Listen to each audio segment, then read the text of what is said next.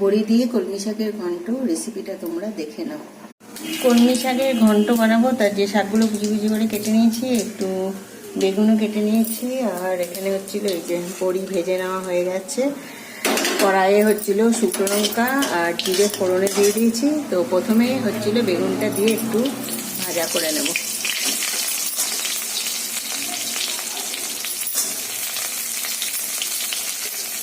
বেগুনটা ভালো করে ভাজা হলে তারপরে শাকটা দিতে হবে। বেগুনটা ভালো করে ভাজা হয়ে গেছে, এবার এই শাকটা কাঁচা লঙ্কা দিয়ে যে শাকটা এটা হচ্ছিল এর মধ্যে দিয়ে দেবো।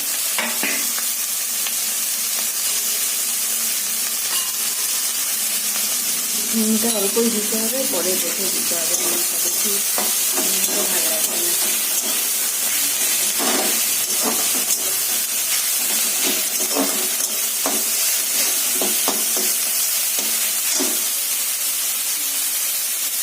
বড়িটা এখনই দিয়ে দেবো, কারণ বড়িটা না হলে সেদ্ধ হবে না। বড়িটা দিয়ে জল দেবো, দিয়ে ঢেকে দেবো।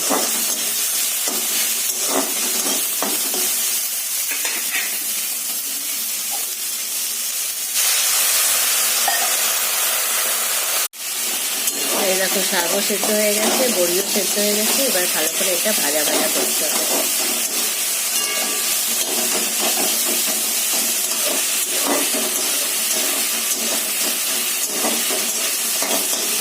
ভালো করে কষা, এটা ভালো মতো হয়ে গেছে। এইবার হচ্ছে এর মধ্যে একটু ভাজা জিরে গুঁড়ো দেবো, 1 চামচ। চামচটা ছোট তাই 2টো দিলাম। আর একটু আটা দেব, অল্প জল দেব, দিয়ে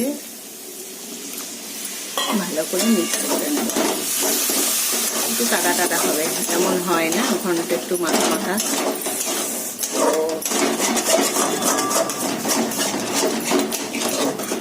তো হয়ে গেল কলমি শাক বড়ি দিয়ে ঘন্ট।